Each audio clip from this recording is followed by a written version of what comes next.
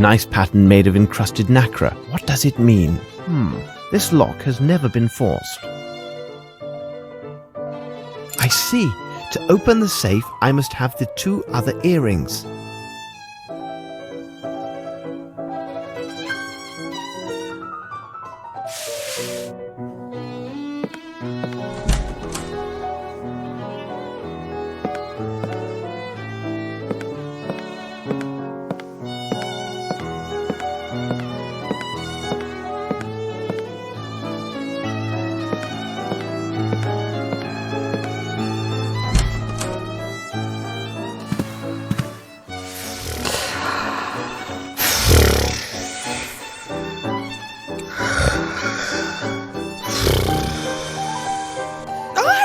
Where your wig is? I cannot take her earring.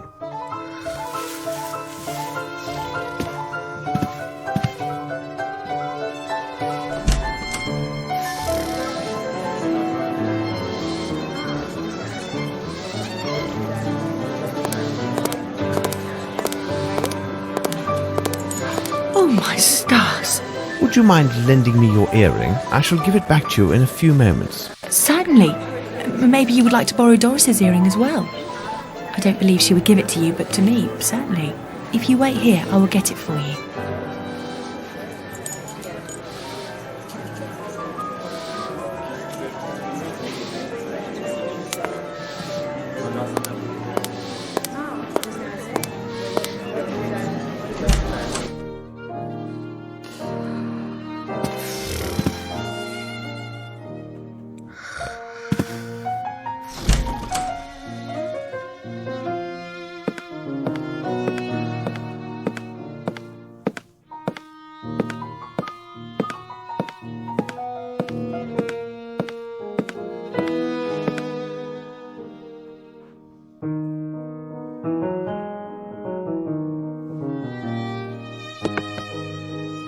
Watson, stay there and inform me if Richards arrives. All right, Holmes.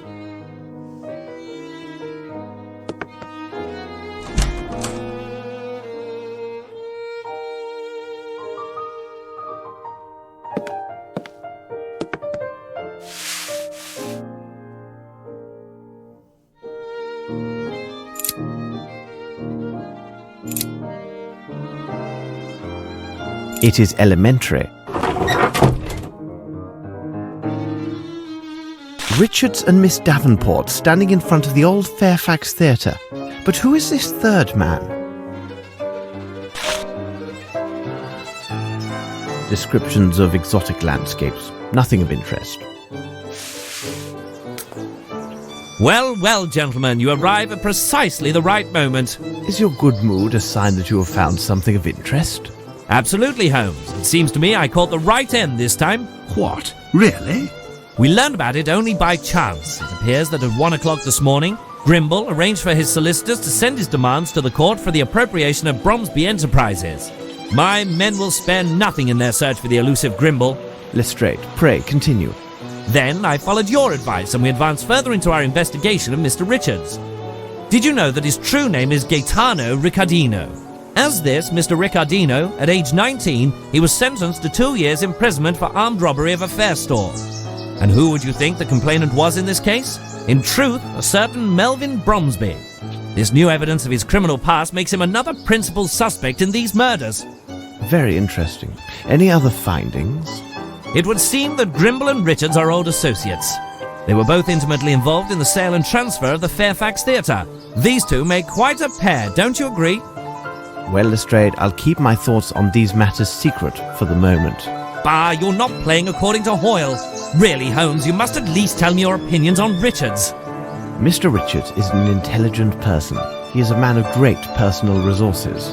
If I had the power of Scotland Yard at my disposal, I would take all steps necessary to ensure that Mr. Richards is secure within a prison cell. And the sooner the better for all concerned. When the case involves murder, it is not wise to underestimate any possibilities. You are a good man, Holmes. I swear upon my name that within the space of an hour our friend Mr. Richards will be warming a cold cell at Dartmoor. Very well, my friend. By the way, I would like to see you tomorrow at Sherringford Hall to discuss in greater detail some of the more puzzling elements of this case. Can I expect you? I would not miss it for the world. This is most fortuitous, as Miss Bromsby also invited me to the hall.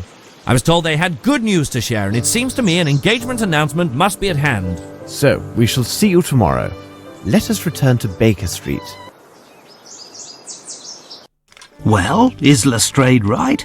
This case does seem resolved. There is but one piece missing that I need to complete this puzzle. Oh, it's not very important from the criminal point of view, but from the economic aspects of this case, it is essential. Regarding the question of whether Lestrade is correct, I will give you 2 items that should provide the answer that you seek. The first is a table representing the shoe sizes of the main characters in this case.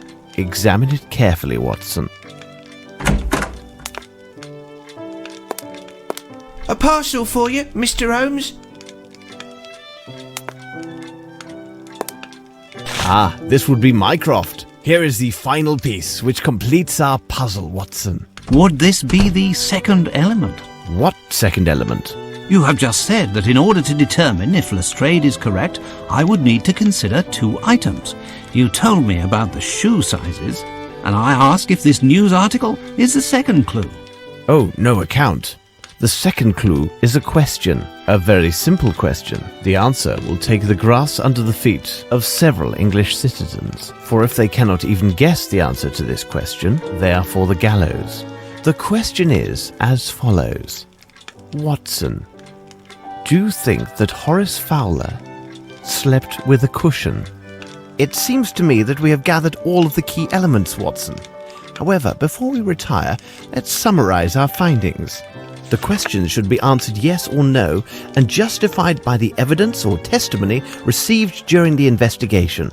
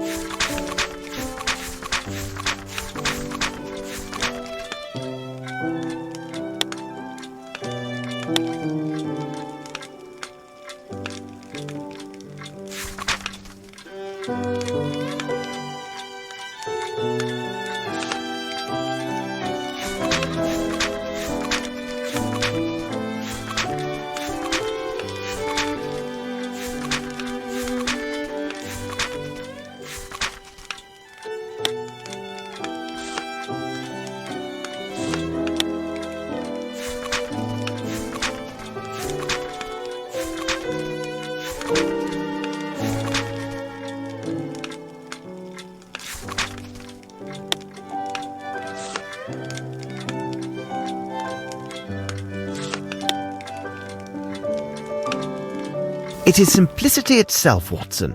We have answered all the questions.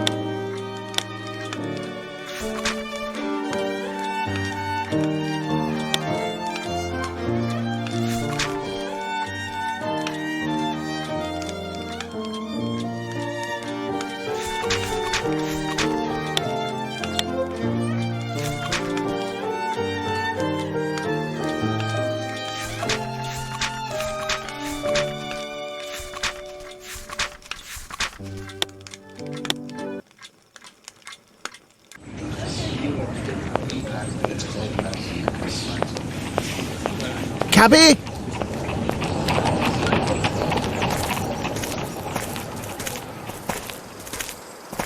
Mr. Holmes, Dr. Watson, I feel relieved that everything is settled. The inspector told me that you were not as useful as you had hoped in this case, but you did your best, and I am grateful to you.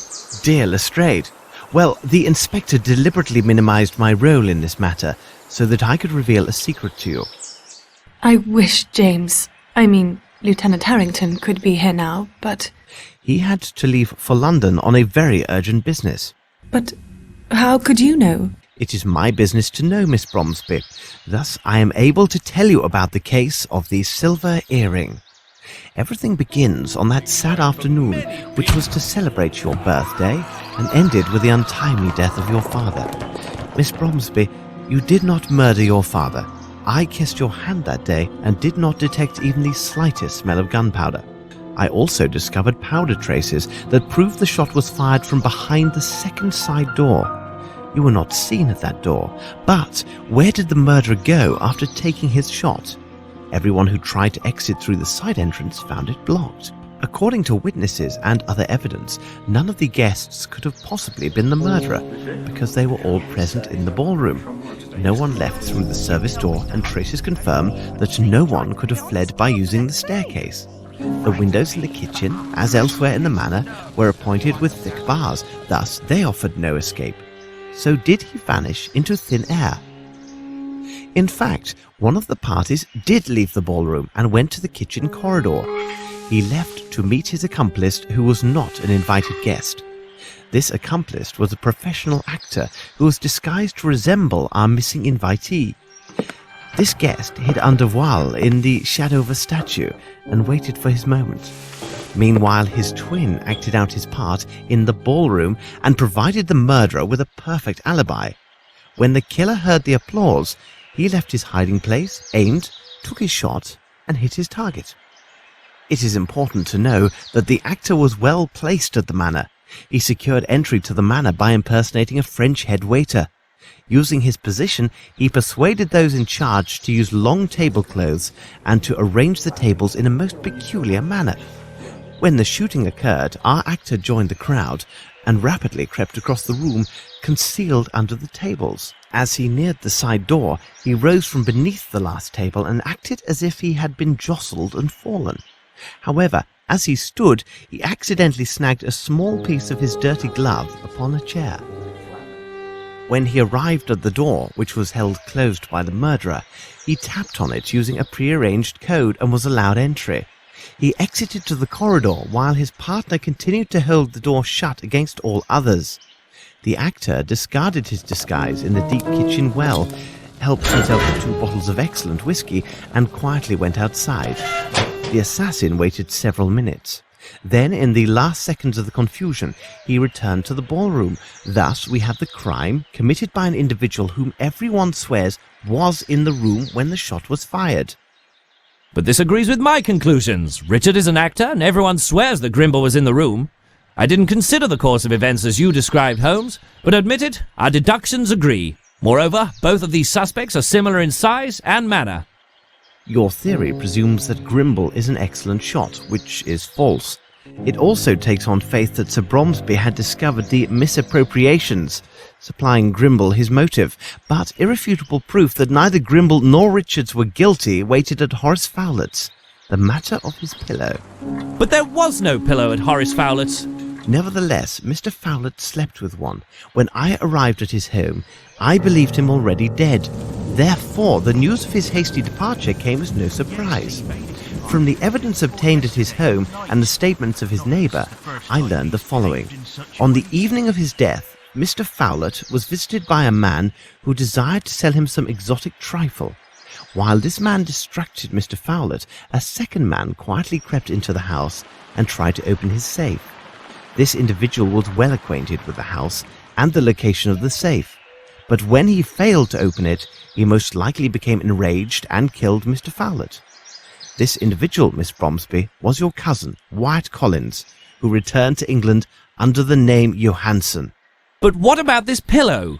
Mr. Fowlett's pillow had vanished. Later, Dr. Watson discovered a feather from the pillow in the train compartment used by the man who impersonated Fowlett. But why did Fowlett's impersonator take the pillow, and why didn't the station manager notice it? Mr. Fowlett was short, but very portly. In order to imitate him, the man used the pillow to create the appearance of a stouter man. There is no other explanation. This man was a much leaner man than Mr. Fowlett, Mr. Grimble, or Mr. Richards. Then, Holmes, who did murder Sir Bromsby? And for what reason? You'll see, Lestrade, when it's a question of multiple murders, except for the deviant ones, there are two primary motives, revenge and greed. Wyatt Collins' presence at Fowlett's tells us his motive was about Bromsby's wealth. He went there for the express purpose of stealing the will so that he would receive at least a portion of Bromsby's estate. If his uncle had died with no will found, Collins would have been entitled to a share of the inheritance under English law. But if my cousin failed in his attempt and the evidence clears my name, though I am to inherit, why were my father and cousin murdered? Besides, tomorrow I am to announce my engagement and will be married soon. Holmes, hold on. There is a flaw in your reasoning. There is only one key for the door to the cement factory, and Grimble is the only person known to have it. So he must be directly involved in the murder of Collins. Is that true, Lestrade? Mr. Richards told me that there was indeed a second key which was lost. And have you forgotten the murder of the barman hunter? A young man without any criminal record, whose sole interests were painting and flowers. Why was he murdered in cold blood, with no signs of forceful entry or theft at his lodgings? Simply put, he was killed because he was present when your father was murdered. But why Hunter? What did he see or hear? And above all, how did he acquire the earring of Miss Veronica Davenport, the leading actress of the Fairfax Theatre and Dwight Richards' mistress? I can stand this no more. My thoughts are dazed. Will you finally reveal who murdered my father? The murderer? Here he comes now. I understand your feelings of incredulity, but I have never been more serious. You must know that the first person who enters this room is the murderer of your father, Miss Bromsby, and I will provide irrefutable proof of their guilt.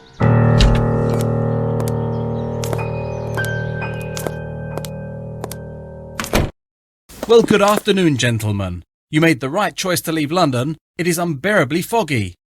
But Lavinia, darling, what's going on? She knows. But how? I mean, what? What does she know? I don't understand. Whatever do you mean? Oh no, you understand me clearly, Mr. Harrington, and you also, Spencer. Or should I say, Mr. Jeffries? Explain yourself, Mr. Holmes. What a monstrous misunderstanding. Oh, I've just explained myself to Miss Bromsby about the truth of her father's murder, but I can tell the story again from the very beginning. It begins several years ago. Wyatt Collins, the nephew of Mr. Bromsby, is forced by his uncle to leave England for South America. His hatred is fostered by the ingratitude he perceives in Sir Bromsby. Wasn't his uncle's career financed by his mother's money? In Collins' mind, Melvyn Bromsby owes him an eternal debt of gratitude, and was thus obliged to finance Collins' indolent lifestyle, fulfilling his every need. Here is our first criminal, Wyatt Collins. Then we have you, Mr. Harrington. You were a brilliant student at the military academy, and are an excellent shot, are you not? You were the only person at the reception with sufficient skills to make the shot that took Sir Bromsby's life. During my investigation, I learned that ex-officers of Her Majesty's Army enjoy great favour around the world for administrative positions. You left India and made your way to Brazil, where you obtained the position as warden of the prison in Guacamayamo. Do not try to deny your presence there. The pictures in your hunting portfolio could have been taken nowhere else in the world except Guacamayamo. We now have our second criminal, Lieutenant Harrington. Mr. Jeffreys, your arrival in Guacamayamo set things in motion. The theatre company had come to Brazil as part of their worldwide tour. You had been involved with the lovely Veronica Davenport and loved her with a passionate yet possessive love. However, Miss Davenport did not share your affections. She had in fact tried several times to end your affair prior to the company's arrival in Guacamayamo. It seems she was truly devoted to Dwight Richards and would never leave him. After you arrived, you frequented the town's bawdier spots. This is where you first met Mr. Harrington, and you quickly became close companions. It seems tedium and heartbreak do bring certain people together. After the performance, maddened by alcohol and grief, you killed Miss Davenport because she had rejected your love. You then fled to your newfound friend, the warden, to confess your crime and beg for his help. In a show of friendship, he helped dispose of her corpse and directed suspicions towards your rival, Dwight Richards. Afterwards, you lay low, leaving the others to believe that you had been killed or had gone missing. You stayed hidden until they had departed, and you must have kept Miss Davenport's earring as some morbid souvenir. No doubt you also retained not only the key to the Fairfax Theatre, but the keys from Aston's, where you had been employed several years earlier. Here, then, is our third felon, Mr. Jeffreys. Life was difficult in Brazil for our trio. Mr. Jeffreys rarely went out, Mr. Harrington's men were talking behind his back, and Mr. Collins' funds were inadequate. One evening, Collins spoke of his cousin, who, in a few months' time, was to return to England from finishing school. She was also the sole heir to one of the greatest fortunes in England. Imagine these three men besotted with alcohol, considering the wealth that would one day pass to this slip of a girl. A terrible plan was devised. Several days later, they left for England, false papers for two of their party in hand, resolved to seize a portion, if not all, of this great inheritance. Incredible! Yes, incredible, and horribly true. At first, their plan was to forge a duplicate will or destroy the original, so that Mr. Collins would receive a share of the estate. This would happen soon enough, as they would murder Sir Bromsby at his daughter's birthday reception. It was essential that Collins enter the country under false papers, so that neither his uncle nor the authorities would be alerted to his presence in England. This would avoid any suspicion attaching him for his uncle's death when he arrived to claim his inheritance. They quickly put their plans into effect. Mr. Jeffreys arrived at the household in the guise of a stylish French head waiter and studied the lay of the manor. Mr. Harrington, the assassin, would accompany a person with rather poor eyesight to the reception, so that the illusion of the fake Mr. Harrington would go unchallenged. As the head waiter, Jeffreys was in a unique position to study the guest list. He quickly learned that two of the guests, Miss Rowntree and Colonel Patterson, had both poor eyesight and were unaccompanied. Lieutenant Harrington was quite busy in the days before the reception. He courted Miss Rowntree with great dedication and made fast friends with the Colonel. He hoped to secure one, if not two, invitations to the reception. Your arrival as the Colonel's guest was your first error, Harrington. Is it credible that a young officer who left the army because of his hatred towards all military authority would easily befriend a man who embodies everything that he detests? But your efforts bore fruit, and you obtained your invitation. Mr. Jeffreys, as head waiter, took great care that the tables and tablecloths were arranged specifically to accommodate their schemes. Mr. Jeffreys then secured the disguise for his role as the false Lieutenant Harrington. He remembered that an officer's uniform, similar to Lieutenant Harrington's, and a red wig, identical to the colouring of the lieutenant's hair, were in storage at the Fairfax Theatre. He learned that the company had taken up residence at the site of the old Aston Theatre, for which he still had the key. It was therefore a simple matter for him to acquire these items for his masquerade. They now only lacked the will, which Mr. Collins presumed was kept at Flowlet's house. Their plan was to take these papers prior to the murder of Sir Bromsby, so that Flowlet would be unaware of either their presence or substitution until it was too late. But things went badly. Mr. Jeffreys tried to divert Mr. Flowlet, but he must have been alerted by some noise, as Collins struggled vainly to open the safe. Upon being discovered, Collins killed Flowlet on the spot. The two conspirators then left the house in such a way that witnesses believed it was Flowlet himself who had left. They would now have to find another way to get hold of the money, because no doubt Sir Bromsby had disinherited Collins in favour of his daughter.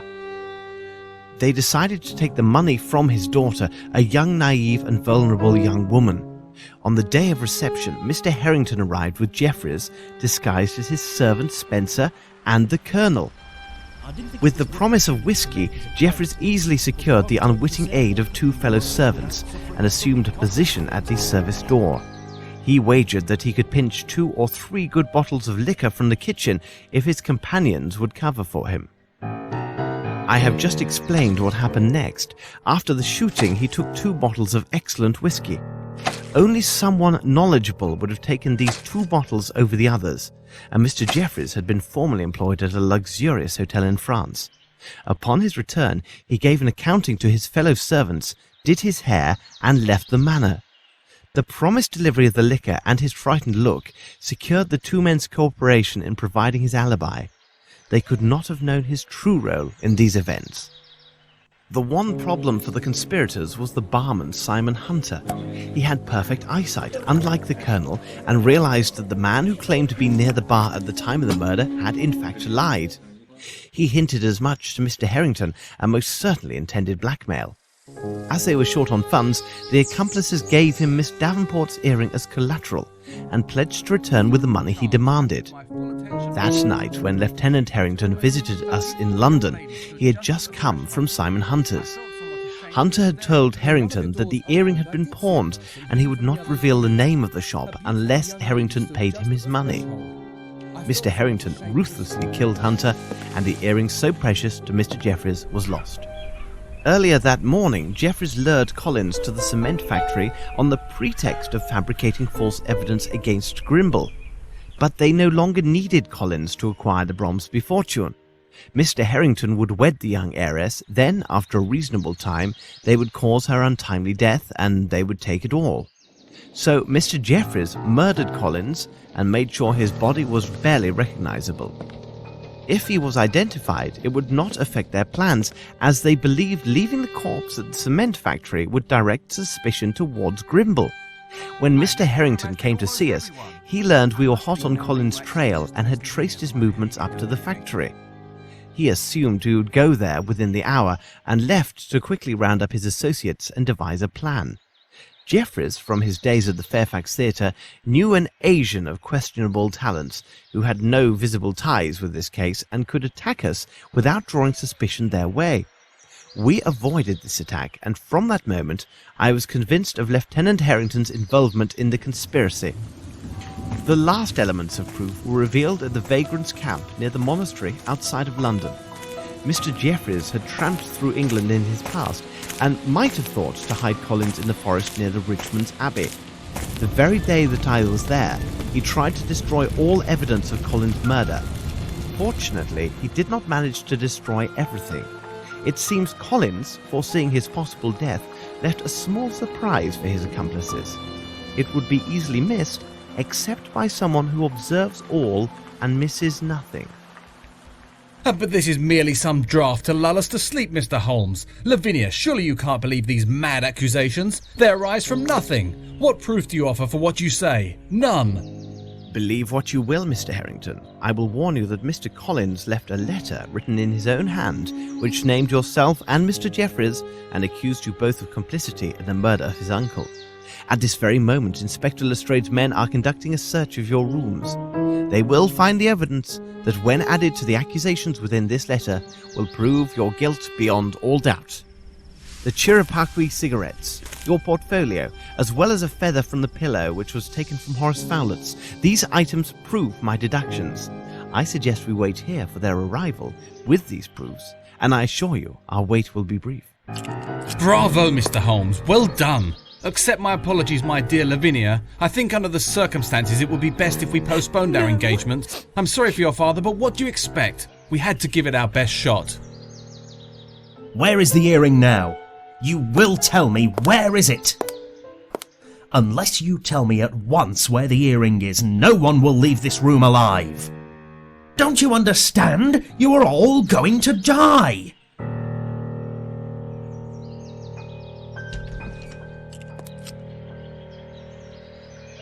They are all yours, Lestrade. I suggest you return with your agents to London as soon as possible. Thank you, Mr. Grimble, for literally applying my precepts. Watson, let us escort Miss Bromsby to her rooms. She will need her rest. Holmes, Collins never named either Harrington or Jeffreys in his letter. Indeed, Watson, but they could not have known. I played my bluff, and they believed me. And Grimble, where did he appear from? You can now boast that one of the most influential men in England served as your driver. Since my visit to Fowlett's, I knew that Grimble had nothing to do with this crime. I asked him to assist with the investigation, and it was at my request that he took steps to acquire Bromsby Enterprises. He gained us precious time by forcing Harrington and Jeffreys to wait and see if Miss Bromsby would inherit. He ran quite a risk in doing me this favour, because their plot then turned against him. I also asked him to send the letter which lured the two murderers away from the hall. I needed a moment to explain everything to Miss Lavinia. It would be dreadful if she fell into the hands of her father's killer. From the beginning, Grimble was concerned only with saving her inheritance. He never once doubted her innocence. Nevertheless, didn't he misappropriate those funds? Indeed, but not for his own profit. It was solely to protect his friend Bromsby. An ex-architect with whom he had quarrelled, a Mr. Waters, had contacted Sir Bromsby before this intrigue began. Waters learned from Captain Bowie that Sir Bromsby had encouraged certain actions against workers hired to build a bridge in India. That project was the bridge over the Kalidasa Abyss. Waters blackmailed Bromsby from afar. Grimble received the letters and considered them to be quite serious. He knew his hot-tempered friend well and preferred to conceal the blackmail attempt for fear of disastrous consequences. So Grimble made regular payments to Waters in exchange for his silence. Unfortunately, Collins discovered the arrangement while he was working at the cement factory and threatened to reveal everything. Grimble could not afford for that to occur. He managed to rid himself of Collins by sending him to Fowlett. Then it was Bromsby's turn to discover the blackmail by sheer accident. He was angered, but before he could decide his next move, Mr. Waters died suddenly and removed all threat. When Grimble learned that Waters had died, he confessed all to Bromsby. He noted that the money paid was a pittance when measured against Bromsby Enterprises, and that the same amount could now be applied in other ways. India had enriched them so greatly, and Bromsby had been cursed over the harm done to the Indian people in his employment. It was decided that these same funds would now be sent on a monthly basis to a Bombay orphanage in the care of a Sergeant Brahamai. It is possible that Bromsby intended to increase his patronage, and this was the important news he intended to reveal to the press at his daughter's reception. It was she who had harshly reproached him regarding his behaviour towards the Indians in his employ. Do you remember the words from that poem which he had written into his notes? It said that the ungrateful always die miserably. Indeed, Holmes. But there is one thing that I still don't understand. Why did you ask Lestrade to put Richards behind bars? He wasn't guilty of any crime, but you treated him as a murderer. I advised Lestrade that it would be prudent to place Richards in custody so we could protect him from harm. Mr. Richards is a wise and intelligent man. He would have recognized Harrington and Jeffreys on sight. When he realized that Jeffreys was alive and that I possessed the missing earring, he would have drawn the same conclusions as I. So this investigation would have been stopped cold by one or two more murders. I see. Well, Watson, you seem to know everything.